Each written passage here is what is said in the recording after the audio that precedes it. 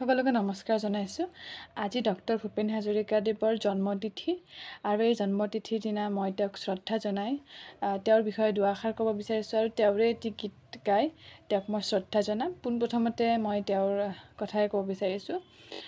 Doctor Bhupen হাজৰিকাদেৱৰ জন্ম হৈছিল 1926 চনৰ 8 ছেপ্টেম্বৰ তাৰিখে শদিয়াৰ এখন গাঁৱত। তেওঁৰ পিতৃৰ নাম আছিল নীলকান্ত হাজৰিকা আৰু মাতৃৰ নাম আছিল শান্তিপ্ৰিয়া হাজৰিকা।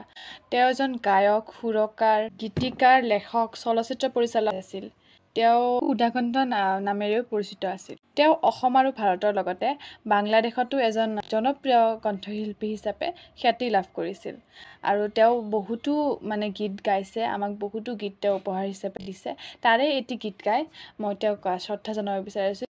ৰ'দ পুৱাবৰ কাৰণে মাতিবানো কাক, ৰ'দ পুৱাবৰ কাৰণে মাতিবানো কাক, ওলাই দেখোন আহিলে ৰহদৈৰে যাক, লগে লগে লৰি আহিল সেউতীহঁতৰ মাক, পাহাৰ বগাই নামি আহিল ডালিমিৰে যাক, শুৱনি কৈ অসমীৰে একতাৰে সূতাবোৰে মুহুৰাতে ল'লেহি পাক, আইতা আইতাও এনে এটা নাচনি, সীতাতে নাতিনীৰে বিয়া, অসম আকাশ পোহৰ হ'ব উৰুলিটি দিয়া, আইতা আইতাও এনে এটা নাচনি, সীতাতে নাতিনীৰে বিয়া।